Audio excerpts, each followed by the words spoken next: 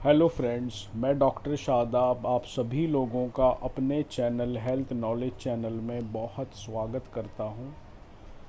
आज की वीडियो में हम बात करेंगे फ्रैक्चर के बाद अगर बॉडी के किसी पार्ट में सूजन है, स्वेलिंग है और दुखन है या जो जॉइंट प्रॉपर से मूवमेंट नहीं हो पा रहा है, तो आज हम उसका ही मैं आपको इलाज बताऊंगा कैसे घर पर रह करके आप इसका इलाज कर सकते हैं। तो सबसे पहले मैं अपने सभी जो नए आने वाले हमारे व्यूअर हैं, हमारे दोस्त हैं और जो पहली बार हमारे चैनल पर वीडियो पर आए हैं, मैं उन सभी से रिक्वेस्ट करूंगा कि हमारे चैनल को सब्सक्राइब करें, हेल्थ नॉलेज चैनल को, ताकि आपको सही सटीक और इन्फॉर्मेटिव वीडियो की जानकारी दी जा सके।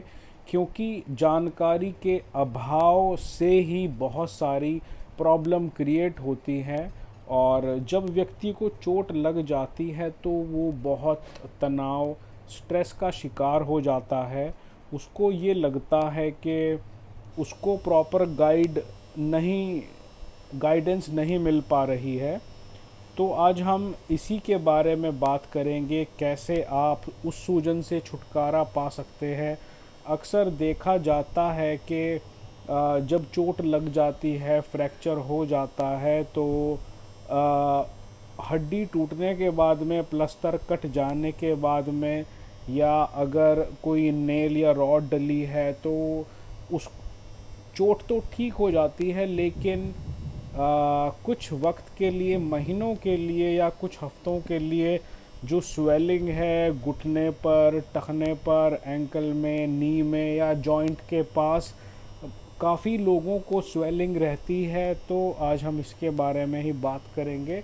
तो स्वेलिंग का आना, सूजन का आना, ये बहुत कॉमन है और इससे इससे कोई नुकसान नहीं है, लेकिन ये सूजन की वजह से दुखन हो सकती है। और जो लोग ज़्यादा उन लिम्स का, उन अपने जो आज़ा हैं, जो आपके हाथ पैर हैं जहाँ पे चोट लगी है, अगर आप उनको ज़्यादा यूज़ करेंगे तो फिर सूजन बढ़ जाती है।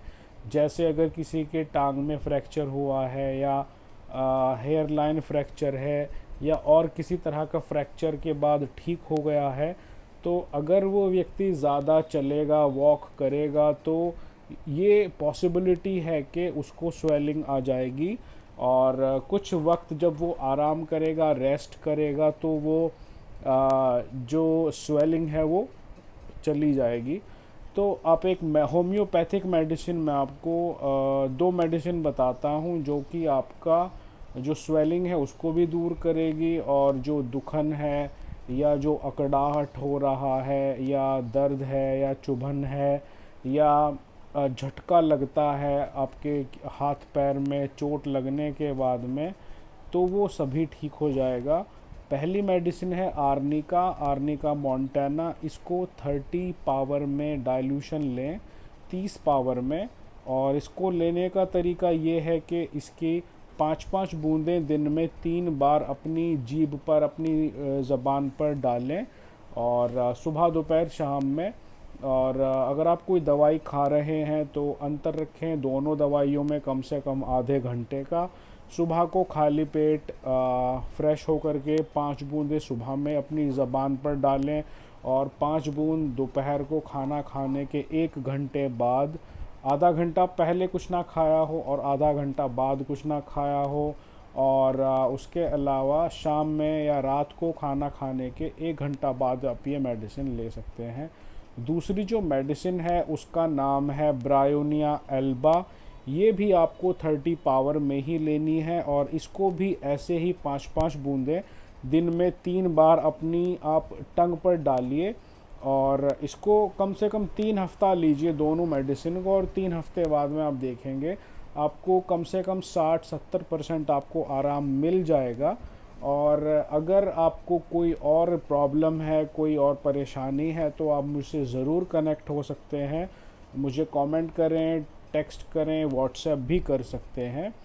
तो मुझे उम्मीद है आज हमने आपको ये जो दवाई बताई है आपको बहुत जल्दी ऊपर वाला आपको सेहत दे, हिम्मत दे, ताकत दे, पेशेंस दे, क्योंकि जब लोग कोई चोट लग जाती है तो इम्पेशेंट हो जाते हैं और धैर्य रखना बहुत मुश्किल हो जाता है उन लोगों के लिए, क्योंकि बड़ी मुश्किल का एक समझ सकते हैं टाइम गुज़र रहा होता है उन पे से। तो चलिए अगली वीडियो में आपसे फिर मिलेंगे। और हमारी बहुत सारी वीडियोस अगर आप देखेंगे 3 प्लेलिस्ट हैं यहाँ पर, और उसमें एक प्लेलिस्ट है होम्योपैथिक वाली, एक है यूनानी और एक है आयुर्वेदिक। तो आप प्लेलिस्ट में जा कर के भी देख सकते हैं। अगर आप आयुर्वेद से इलाज चाहते हैं तो कुछ प्लेलिस्ट वहाँ भी, उसमें भी वीडियो हैं। अगर आप चाहते हैं कि यूनानी मेडिसिन ही इस्तेमाल की जाए तो उसमें प्लेलिस्ट में आप जा कर के वो भी देख सकते हैं। और अगर आप चाहते हैं होम्योपैथिक तो वो होम्योपैथिक ही है। इसके अलावा आगे से हम ये प्लान कर रहे हैं कि एक जो प्लेलिस्ट है उसमें एक प्लेलिस्ट और बढ़ाई जाए जिसमें question and answer he session चले, जिसमें केवल आपके लोगों के क्वेश्चन, बहुत सारे क्वेश्चन होते हैं और एक क्वेश्चन बहुत से लोगों का हो सकता है, तो वो बहुत ज़रूरी है आप लोगों के लिए। क्योंकि जब बहुत सारे लोग एक ही सवाल पूछेंगे तो फिर बार बार रिपीट हो जाएगा, तो उससे फ़ायदा ये रहेगा कि एग्जिस्टिंग सवाल उसमें आपको मिल जाएंगे। तो हम बहुत जल्दी इसी हफ्ते में या इसी महीने में हम प्लान करके एक प्लेलिस्ट और बढ़ाएंगे जिसमें हम आपके सवालों का जवाब दे सकें और आप उससे फ़ायदा उठा सकें। चलिए अपना और अपने सभी लोगों का ख्याल रखें और सोशल डिस्टेंसिंग का पालन करते रहें और अपने आप को बीमारियों से बचाए रखें। जितनी भी फ्लूइड हैं वो ज़्यादा लें, गर्मी चल रही है तो गर्मी में बिल्कुल सीधा सादा खाना खाएं, दलिया खाएं और सलाद खाएं, हरी सब्जियां फ़िलहाल जो चल रही हैं उनको खाएं, फलों का सेवन करें और जितने भी बने हुए खाने वगैरह, पिज़्ज़ा और जितना भी जंक फूड है उससे बहुत परहेज़ रखें। इन खानों का जो है अगर आप ये खाना खाएंगे तो बहुत जल्दी बीमार पड़ जाएंगे। वैसे ही बहुत सारी प्रॉब्लम्स चल रही हैं कोरोना की वजह से, बिल्कुल चारों तरफ हाहाकार मची हुई है, काम बिल्कुल बंद हैं सब लोगों के। तो ऐसी हालत में अपने आप को संयम बना कर के रखें, सुरक्षित रहिए, अपने घर पर रह कर के सोशल डिस्टेंसिंग का पालन करते हुए मेडिसिन लीजिए और बेफालतू घर से बाहर बिल्कुल ना फिरें, किसी काम से ही जा सकते हैं। जो जो सरकार ने गाइडलाइन आपको दी है आप उसका बिल्कुल पालन करें, तभी जा कर के हम इस जो प्रॉब्लम चल रही है इससे हम छुटकारा पा सकते हैं।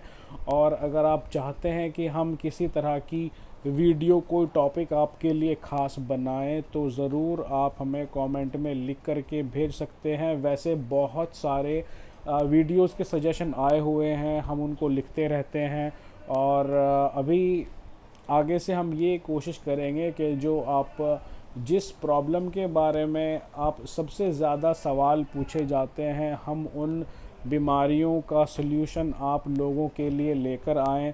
हम कोशिश ये करते हैं कि दवाई का कम से कम यूज़ हो। आपने देखा भी होगा मैं कम से कम दवाई बताता हूँ। अगर आप और लोगों की और डॉक्टर्स की वीडियो देखते हैं होम्योपैथिक तो वो बहुत सारी दवाइयाँ बताते हैं, आपने देखा भी होगा। मतलब कि एक बीमारी के लिए 10 दवाइयाँ बताई जाती हैं अपने लक्षण के आधार पर। वो ये बताते हैं कि अगर आपको ये लक्षण आ रहा है ये वाली दवाई लें, ये वाला लक्षण आ रहा है ये वाली दवाई लें।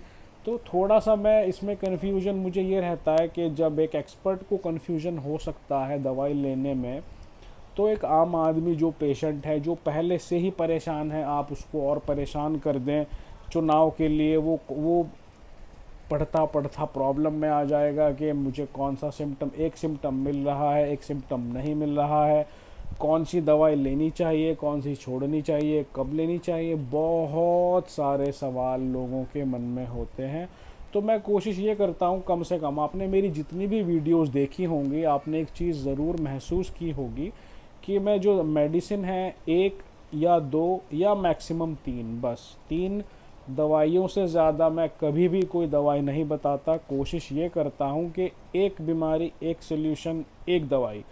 और अगर और लक्षण ज़्यादा बढ़ जाते हैं तो मैं कोशिश करता हूँ कि मैक्सिमम 2 दवाइयाँ हों, या और अगर बहुत सारी प्रॉब्लम चल रही हैं अलग अलग बीमारियों के लिए तो मैक्सिमम 3।